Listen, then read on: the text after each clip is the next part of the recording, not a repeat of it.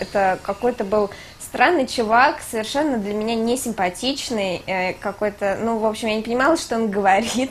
И, собственно, так как он что-то сказал забавное, я заулыбалась там или засмеялась как-то. Вот, он очень внимательно, близко так пододвинулся, посмотрел как бы на мою улыбку, в общем-то, и прокомментировал, что ой, какой у тебя там, типа, какие у тебя кривые зубы или что-то такое. Потом он зачем-то, ни с того ни с сего, ну просто такой человек, которого я видела один раз в жизни, зачем-то предложил мне встретиться. Я не поняла вообще зачем и что ему от меня нужно. Какой-то старый алкоголик. Ну, конечно, первый его визит ко мне не мог не выпендриться. Он принес, по-моему, баклажан, и мы рисовали с ним баклажан.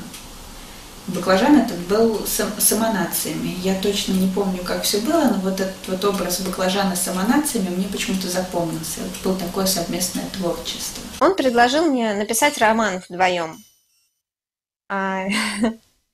И я согласилась, и все, на этом все затихло. Потом он прислал мне первую главу. Я подумала, что там, наверное, какая-то фигня, и вообще мне некогда этим заниматься, и даже не стала это читать. Он звонил, я не подходила к телефону. Вот. А потом вдруг прочитала и поняла, что это очень круто. Для меня это было вообще в новинку, что человек носит с собой нож. Там, это было даже очень романтично. Мне это казалось романтичным, как это настоящий, он может постоять за себя. Вот так мы писали этот роман вдвоем про будто бы отношения между нами, и у нас действительно начало завязываться что-то вроде отношений. Он просто вызывал у меня какой-то бурю эмоций, и такой вот я на него смотрела с очень такими широко открытыми глазами, и так все всякие умные, интересные вещи какие-то говорила, и вообще было как-то при этом безбашенно, весело, и можно было там как-то гулять. Лежать и беспрерывно смотреть кино, там, не одеваясь особо, не вставая с кровати, а только приносили еду, там, не знаю, на журнальный столик. Спали, смотрели кино, играли на компьютере. Я помню, что я хотела жить в разных комнатах, потому что мне было тяжело ощущать свою свободу вместе с ним, потому что его вещи были абсолютно везде. Нет, вот по части, не знаю, семейной жизни и того, как он проявлял себя в семейной жизни, мне не в чем абсолютно упрекнуть. Был заботливым, он обустраивал дом, он помогал во всем, он приносил деньги в семью, был хорошим любовником, но в общем у меня была идеальная жизнь. Можно спланировать кучу всего, а он может взять и отказаться от этого. Причем в какой-то момент становится понятным, что да, он не будет это делать. Пытаешься там как-то привести какие-то доводы, чтобы все-таки это произошло, потому что это же давно планировалось. То есть какие бы аргументы ты ни использовал, все равно он будет стоять на своем. Меня очень удивляла его манера, когда ты говоришь, ну там вот эта песня классная, давай я тебе поставлю. Он такой, нет, подожди. Пришли мне на почту ссылку на эту песню. Ну, когда у меня будет настроение, я посмотрю, ну, типа, послушаю. То же самое с кино, там, совсем. То есть, как бы, ну, типа, у меня сейчас, как бы, свой, вот, там,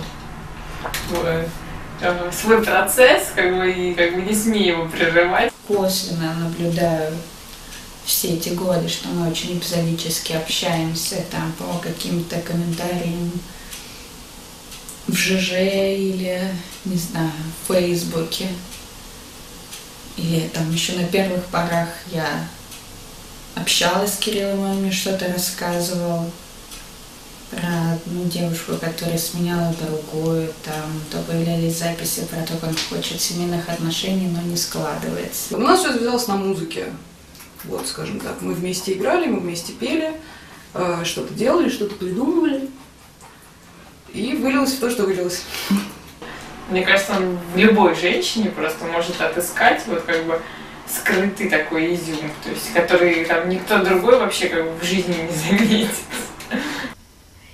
И человек также может надоесть ему быстро, как и, не знаю, там, роликовые коньки, например, или, ну, хотя они вроде не надоели пока. У него крайне сложная там система организации всего в голове, то есть там очень, конечно, все сложно и запутанно, но он с этим работает, и это радует. Это была первая моя большая любовь.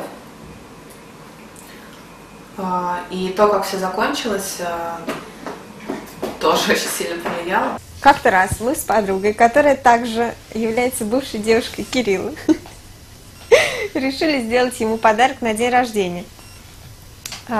Нарядиться в эротичные костюмы горничных, ворваться неожиданно к нему, собственно, в сам день рождения. Но мы решили, что нам нужен третий человек, будет прикольно, если 3 горничные. И мы вспомнили о еще одной бывшей девушке Кирилла, которая, как мы подумали, что должна тоже оказаться в теме. Так и получилось. То есть там сколько? Порядка, ну, около 9 или 10 вечера было, звоним в дверь. Девочки такие, все просто как бы, ну, на шпильках, в таких коротких нарядах из-за там спецмагазина, типа спецодежды. В общем, мы принесли клубнику, сливки, взбитые сливки, виски, что-то еще. Ну, в общем, все, что может понадобиться для дня рождения. Вот, чулки, естественно, как водится, метелка, по-моему, было что-то такое.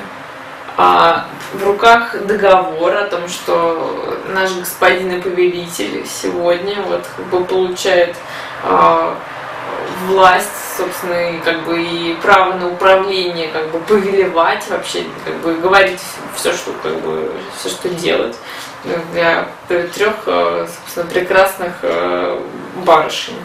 Вот. Все участвовали в замечательной оргии на день рождения Кирилла. Я даже потом в Космополитен про это написала. Но изменила немножко имена. Ну, собственно говоря, мы сейчас находимся в стадии... Да полежи ты у меня на коленях. Находимся в стадии построения отношений, скажем так. Будет перспектива или нет, сейчас все пока идет довольно-таки неплохо. Вот. Мы смотрим, присматриваемся, может быть, узнаем какие-то механизмы, что как работает у него, у меня, и так далее. И пытаемся это все как-то совместить. С перспективами не торопимся особо. Вот. Но если все будет, я буду очень рада, если все будет хорошо в итоге. Ну, я думаю, что все будет хорошо. Да. В крайнем случае мы просто можем взять гитару и поиграть.